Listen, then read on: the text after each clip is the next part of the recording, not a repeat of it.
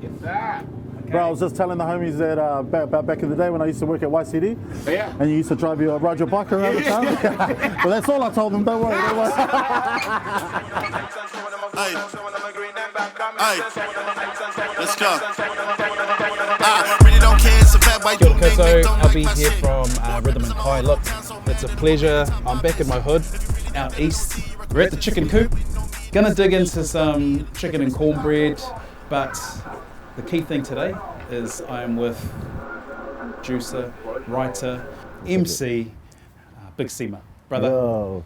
First off, thank you for pronouncing it correctly. I was sitting here thinking, how's he gonna hit this?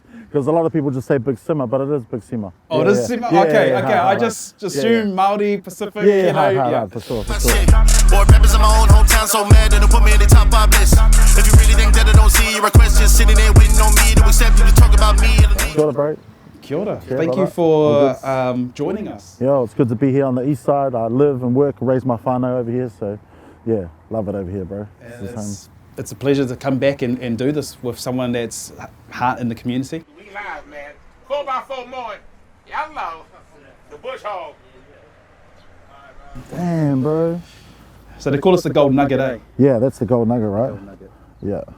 I think the cameraman wants my I think you gave the biggest definitely wants some of my cornbread. Yeah. I was going to split that up, yeah, but I need to get him some of this chicken, bro. Do you know what this chicken tastes like, bro? It tastes like, you know, the chicken that you get at the 2-4 and, you know, you can get it at some BPs. Yeah, it's like that, but mini. And I like that because that chicken's messy sometimes, you know, but this is just like, Small, compact. 3 bites, bro. Like, I was thinking, where do we start? And if we just go back in the day, Yeah. that's a good link. But yeah, what was it like for you? Where'd you grow up? So we grew up in Papanui on Momorangi Crescent. Yep.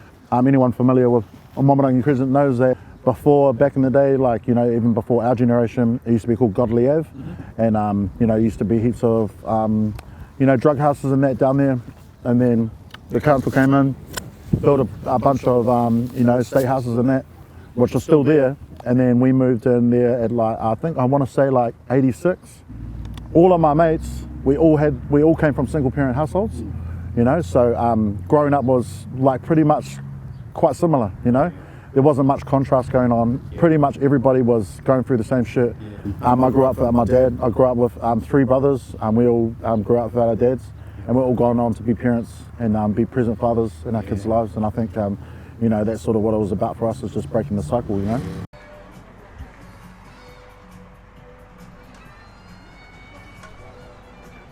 Half of my friends like ended up in jail or in a gang, you know, which is just a reality of it.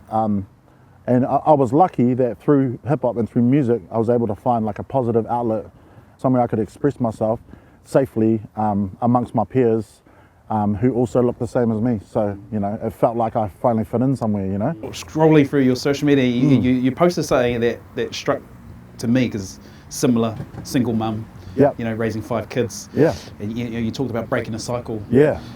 How much did your mum influence you in terms of this road? Bro, my mum is still my hero. Yeah.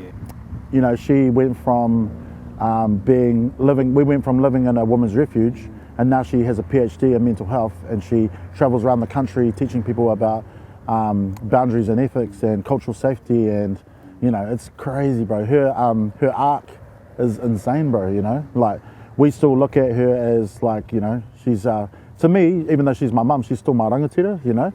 Yeah, she's still my hero, man. Like, and I've met a lot of, you know, influential people, but she's the #1 influence in my life, man. Like, just crazy. And we have gone from just having like a relationship like mother and son to being good friends. Man. You know how we do it, baby. We out chill, man. Hello. I've made lots of mistakes. Yeah. And I think a big lesson that I learned was someone said, if you make them over and over again, then it becomes a problem. But if you make your mistakes and then you learn from it, then it's education. From B-boy to MC, like, it's all the culture. Yeah.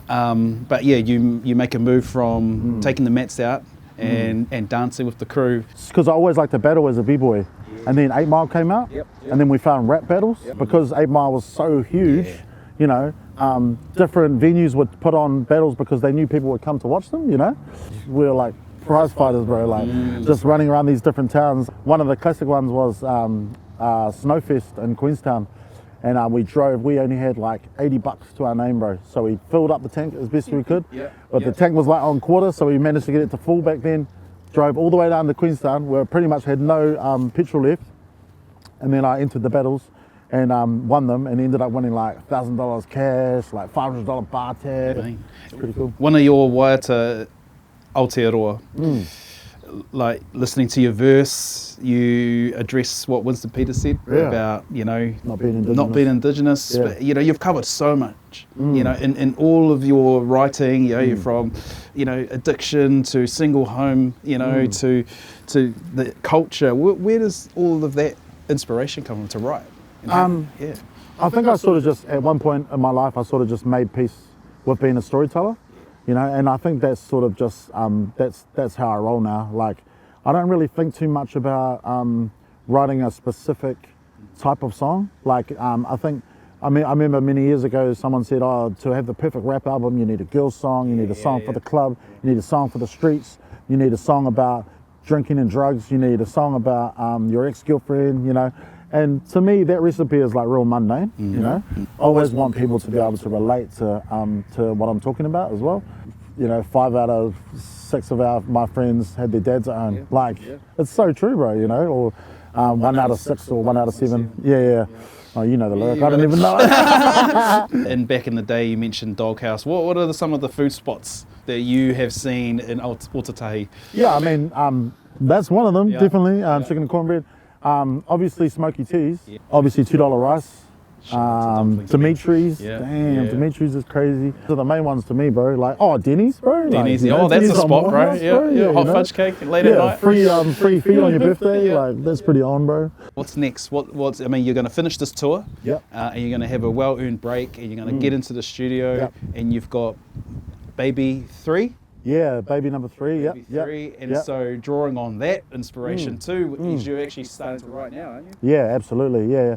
Which has been quite cool because the energy in the house in the whare at the moment is really, really like cool, because we're setting up his room. He's a boy. He's going to be a boy. So we're setting up his room and like, you know, just seeing my partner, you know, walk around the house like, you know, pregnant, and just she's beaming. You know, this is just like a really lovely time in our whare. So I'm just drawing on all that energy, and it really is just like uplifting me, to be honest. And I feel really good about this music. Bro, that chicken was... Surround yourself with good people. Like, you know, there's this whakatauki that I had a few years ago, and it was lift as you climb, pull your homies in and grow together as one. Brother, I really appreciate your time, your insights, and the kaupapa that you know, the culture, you know, and putting our city on the map for years. I love it. I love the city, and I love seeing people, you know, just show the good. Yeah, hell yeah, bro. And the potential of the city and the people in it. So I really appreciate you and everything you're doing. I wish you all the best for your upcoming tour, your next album, and your wee pepe that's on its way. I can't wait for all of that to happen to you. Yo, Rhythm and Kai, brother. Rhythm and Kai. Much love, Joe. Respect like on an OG with the flash that's right. The bars, the cats, classic, MasterCard, the ball, I'm a Dalaba. Look at me, see gold like a Capricorn. I'm in the house and the masses on. Paul Stanley with a smash guitar. Every bargain is snapped the heart. You can't hang, you get the heart.